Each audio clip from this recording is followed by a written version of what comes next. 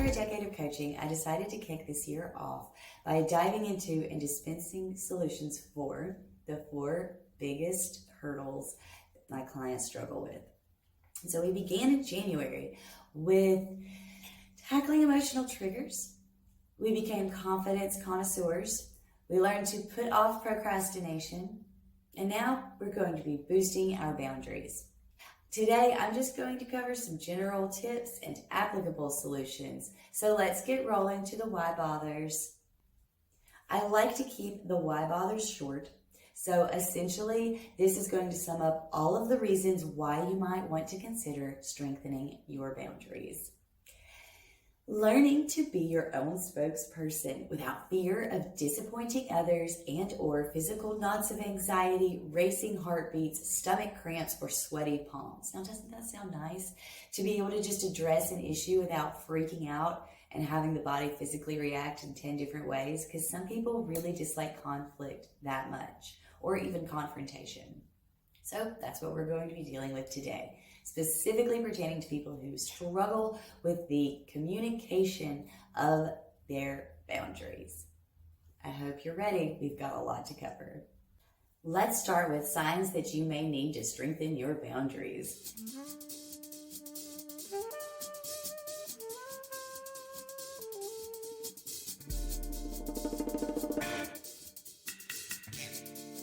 These might be good signs, good indicators that it's time to strengthen your boundaries.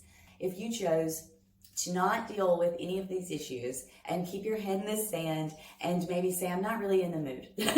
The alternative to addressing these issues, moving on and feeling empowered, is going to be continued feelings of powerlessness over your circumstances. You're going to continue to feel taken for granted. You're going to continue to compromise your security for the sake of others. And in doing so, easily and continuously attracting the wrong people. And these are the alternatives we do not want, so that's why we're going to address this crap today. Let's take a moment to look at boundaries in the context of what we've already discussed in the past month. So when we think about triggers, knowing how your triggers and your boundaries are intertwined is going to be so helpful for you being able to navigate through those situations. And when we think about confidence, we all know it takes confidence to establish and maintain healthy boundaries with others. Procrastination, this is not an area that we want to put off. So here are 3 things you really need to remember when it comes to boundaries and procrastination. Communicate early, communicate honestly, and communicate often if need be. Addressing things as they come up is going to be so much less stressful than waiting around for the perfect time. So do not procrastinate when it comes to telling others, explaining, communicating, or verbalizing what you need. When we think about motivation, if you are unable to set boundaries around toxic people and environments, then you will be unable to stay motivated, because not only is that going to be something that doesn't really boost you up, it's also going to be something that could potentially harm your self-esteem. So that is what I wanted to mention about the 4 topics we've already covered in connection with what we're talking about now. And now for some interesting insight. I have lived in the South for a very long time, and while I am less of a belle and more of a steel magnolia variety, of course, I want to make everyone feel comfortable. But as an empowered human, my comfort and security come first. Southern manners are drilled into us from the moment we're born down here. And we are raised to put the guest first, which of course is great. But let's clarify that at some point, we went from giving the guest the best chair at the table to habitually forfeiting our comfort for others. And that is the difference between manners and boundaries. There's a difference between offering the good chair or serving someone first or formally sending out an invitation through the mail. Those are manners. Boundaries are not letting people run you over, make you feel uncomfortable, and addressing that situation so that that behavior cannot continue. Just making sure we're clear on the difference between manners and boundaries. So between having lived here all my life and being a veteran of hospitality industry, like decades, I present to you our next segment. Polite boundary tips from a Southern hospitality specialist. Oh yes. Now, when we talked about confidence a few weeks ago, I gave out a freebie called the Confidence Connoisseur. And within this awesome 25 plus page free guide, there's a section called your statement bank. The amazing thing about the statement bank is its versatility. So let's venture to apply it to the context of boundaries. So your statement bank is basically something that's super easy to put together, gives you concise, easy to run through sentences that you can rehearse so it feels natural and you don't hesitate, clam up, or shut down when it comes time to explain anything. It could be a statement about your business and how it functions. It could be a statement about what are your favorite things to do in your free time. Because when people ask me that, I'm always like, I don't know. So, I mean, these things. But when we think about it in the context of boundaries, this gives us the perfect opportunity to establish how we feel and assert our boundaries without being rude or impolite. And that is where this Southern hospitality, customer service vibe really actually pays off. One sentence, we're going to do it in 3 different ways. This is an example of what you could put on your statement bank. I am so sorry.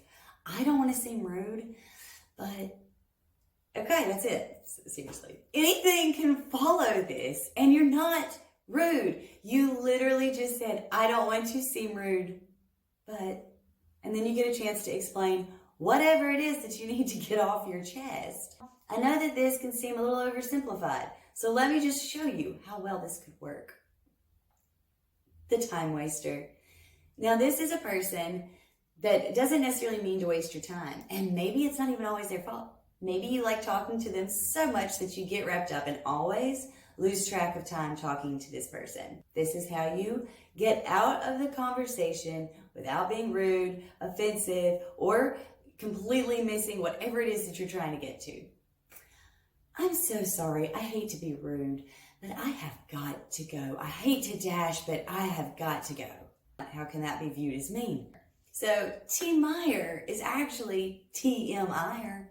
And I know that's not as clever as I mean for it to be, but that's fine. It means that person who always dispenses a little too much information or gross out stories that you're just kind of not in the mood to hear, you don't want to hear, or it bothers you and it makes you feel sick, okay? Because this is actually a true story. I had to say this in the middle of a coffee shop line once.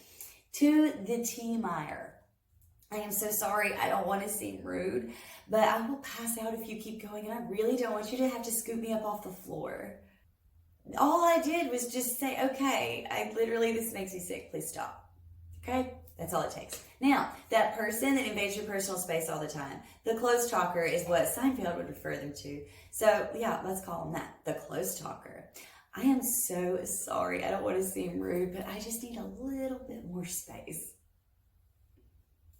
How can that be rude? You can always wrap up with you understand. I'm so sorry. I don't want to seem rude, but I have got to go. Dinner is about to be served. You understand. You understand. You're not asking them. You're telling them to understand. So that's, once again, really polite, but you've made your point. I really hope that's applicable for you and that some of these things actually make it very easy for you to convey your boundaries in the future. So are you familiar with a Julia Child expression, never explain, never apologize? I absolutely adore this woman and this phrase. So let me just say that she was pretty ahead of her time because with this expression, we can actually use that as over-explaining or over-apologizing is going to negate the purpose of communicating your boundaries. It isn't something you want to be overly apologetic, and you don't want to over-explain because you know why? You don't have to. The more you go into detail, the less you're actually establishing boundaries. You're more or less just begging for forgiveness at that point. So know the difference between those two things. It is fine to say, I'm so sorry, but it's not okay to be like, I'm so sorry, I have got to go, and I don't want you to hate me, and I know that you probably think I'm being so rude, and I really don't mean to, and I hate to dash, and I'm so sorry to do this to you. I'm so sorry, I've got to go. Okay, really? How many times did I say that? And it was annoying and unnecessary. So don't over-apologize. We can go from that into some baby steps. So baby steps are really to kind of pair like a fine wine with your statement bank so that you can add just that little something extra nice to the establishment of your boundaries. They're not always necessary. You do not always have to do these. And if you need to, in order to address it, then use them. They're like training wheels of setting boundaries. Adding a light touch on the arm doesn't have to be anything too much, or a light touch like on a shoulder, just barely touching somebody to be like, I'm so sorry, I don't want to seem rude. I mean, how, once again, could you seem rude? You're being so gentle and kind. Another way to infuse a potentially awkward situation with kindness is to add a little smile. So, I'm so sorry. I hate to do this, but I have to go. It's such a shame. Once again, small smile, effortlessly kind. The last one, even more simple than those two things. Insert the person's name. I'm so sorry, Amber. I have way too many appointments this week and I'm not actually going to be able to help you with your volunteer work. Oh. Because you've said the name in the sentence, it actually sounds more personal and more intended and friendly. Adding somebody's name is always going to add that little element of trust or friendliness. I think you're doing great. I am certain that this is your year to set these boundaries and to maintain them. You're doing great. Now we can speed through our next set of tips. I start with knowing your value. I did a tiny blog post for you guys, 3 questions to ask yourself to better understand your values, and it is linked in the description box. And it's so simple and the basis for basically establishing healthy boundaries. When to say no thank you. It's fine. No thank you is a very polite sentence. No thanks, I'm good. Don't forget that. Be patient and practice with small steps. Don't expect yourself to be a master at this overnight. Don't get disappointed and just be patient with yourself and the process. Consider your needs and then evaluate your relationships. Next one is be respectful. No explosions. Have conviction. Be flexible. And that's going to bring us into 3 options for execution. Yes, because I want to make sure that you feel so good about this. You're going to know when to hold them. You're going to know when to fold them. You're going to know when to walk away. And I can't believe it lined up so perfectly because it really does work out just like that. So you've got your compromising. This is the flexibility part to ensure that you don't become too rigid with your boundaries, but know that you are not in any way supposed to compromise on things about your safety and your security. So compromise is like something on a small scale. Our next one is to disengage. So we sometimes forget that we have the capability to disengage. When somebody's pushed our boundaries, we may respond by disengaging with these healthy behaviors. My personal favorite, I disengage with disrespect. Say it.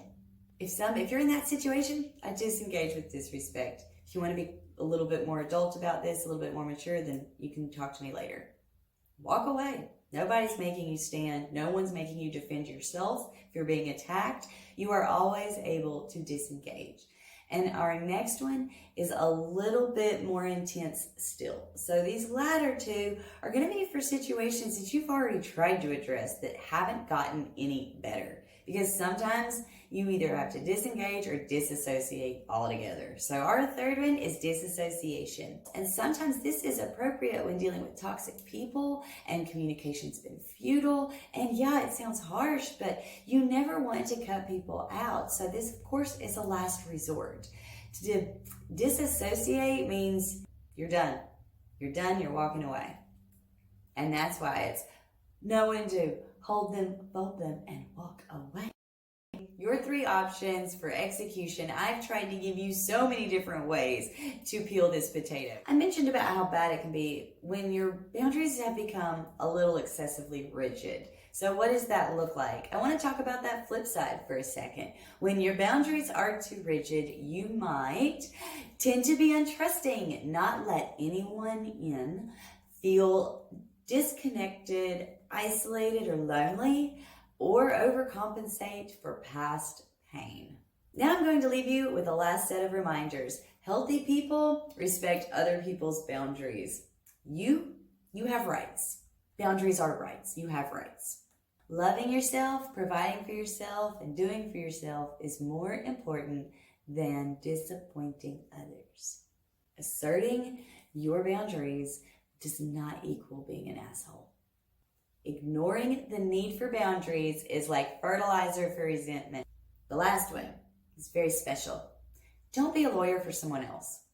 It can sometimes be because you're defending the behavior that really needs to be addressed, and you don't want to rationalize someone's unsavory behavior. So always make sure you are not being a lawyer for somebody else. All right, we have wrapped up our series on 4 huge human hurdles. So I hope that I have set you up with tangible solutions for success this year. If you've liked any of the things that we've covered and you want to stay in the loop, then be sure to sign up for the newsletter in the description box right beside the accompanying blog posts. In this month of Valentine's Day, we are going to be talking about self-love, because we all know you got to love yourself first before you can really love others. Thank you so much for watching. I'll see you guys soon. Bye-bye.